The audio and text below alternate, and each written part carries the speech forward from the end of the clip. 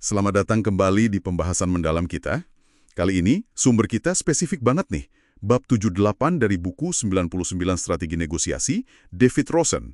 Judulnya Teknik Pingpong. Wah, namanya aja udah urik ya. Dan katanya sih, ini agak beda ya, nggak kayak pendekatan negosiasi barat yang biasanya lurus gitu. Misi kita kali ini yaitu kita bedah bareng strategi ini. Kenapa sih orang mau mantul-mantulin isu gitu dalam negosiasi? Siap ya? Oke, kita mulai aja. Jadi sebenarnya apa sih inti teknik pingpong ini? Gimana cara kerjanya? Iya, jadi intinya itu pendekatannya sengaja dibuat nggak linear. Bayangin aja kalau ada isu A, B, C, D gitu ya. Biasanya kan kita bahas A sampai kelar, baru B gitu kan. Nah, kalau pingpong ini justru lompat-lompat. Ngomongin A dikit, terus loncat ke C, balik lagi ke detail kecil di A, sentuh D sebentar, terus ungkit B lagi. Jadi nggak ada satu isu pun yang benar-benar final disepakati. Sampai hampir semua isu lain udah kesentuh lah, paling nggak sebagian. Persis kayak bola pingpong, bolak-balik cepet di meja. Oke, kebayang sih. Agak agak acak ya kedengarannya, tapi jelas.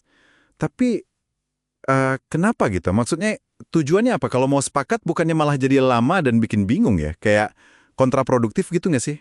Nah, justru di situ ya strateginya. Kebingungan itu ya bisa jadi memang salah satu tujuannya. Pertama, biar lawan agak agak hilang arah gitu. Jadi dia susah ngelacak mana yang udah setengah setuju, mana yang belum, mana yang penting banget. Kedua, nah ini yang menarik nih, ini cara buat nyamarin prioritas kita sendiri. Jadi dengan ngomongin banyak hal tanpa fokus ke satu dua isu aja, lawan jadi susah nebak mana sih kartu as kita. Kita jaga biar poin terpenting kita nggak kebaca terlalu cepat. Gitu.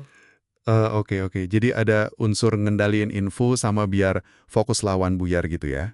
Tapi, wah, ini kayak pisau bermata dua dong ya. Kalau lawan bingung, apa nggak ada resiko kita sendiri juga jadi ikutan bingung ngelacak bolanya? Betul sekali. Nah, itu dia resiko utamanya. Kalau pakai teknik ini tapi kitanya nggak siap banget, bisa jadi bumerang. Jadi kitanya harus terorganisir banget di dalam. Mungkin pakai catatan detil atau peta isu gitu ya, biar kita tahu persis status tiap poin. Sementara keluar kita kelihatan lompat-lompat. Kalau nggak gitu, wah bisa hilang arah. Bisa-bisa malah ngasih konses yang nggak perlu, atau malah kelihatan nggak kompeten di depan lawan. Bingungnya bisa nular ke kita sendiri. Menarik. Jadi perlu disiplin tinggi ya buat ngejalaninnya. Tadi kan disebut ini kayaknya dipinjam dari budaya negosiasi lain ya. Apa itu artinya? Teknik ini lebih manjur di konteks budaya tertentu? Atau mungkin lawan tipe negosiator tertentu gitu? Iya, buku Rosen memang ada nyinggung soal asalnya yang di luar pendekatan barat yang sekuensial itu. Bisa jadi sih teknik ini lebih diterima atau malah ya udah biasa gitu di beberapa budaya di mana negosiasi emang lebih holistik, nggak kaku berurutan. Tapi ini juga bisa efektif loh lawan negosiator yang suka banget sama struktur, yang rapi gitu. Teknik ini bisa ganggu banget buat mereka. Sebaliknya, kalau lawannya adaptif, ya mungkin efek kejutnya jadi berkurang. Tergantung juga sih. Oke. Nambah lagi nih pemahamannya. Nah, sekarang gimana kalau kita yang di posisi nerima teknik ini? Kita lagi duduk nih, terus lawan mulai main pingpong. Apa yang bisa kita lakuin biar nggak ikut pusing atau ya kehilangan kendali gitu?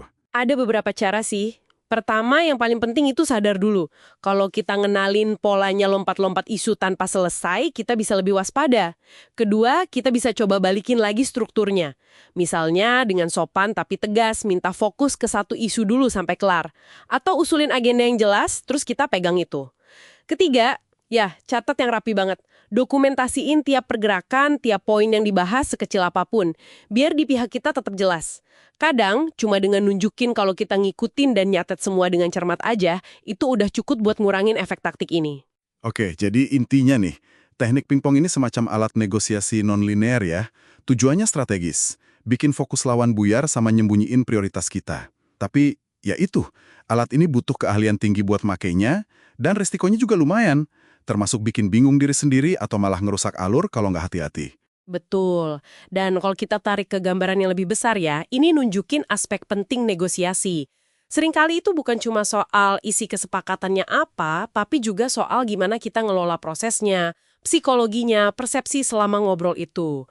Teknik kayak pingpong ini ya, contoh ekstrim gimana proses itu bisa dimainin buat keuntungan strategis. Nah, ini jadi bawa kita ke satu pemikiran penutup nih buat Anda renungkan. Sekarang kan Anda tahu ada teknik kayak pingpong ini.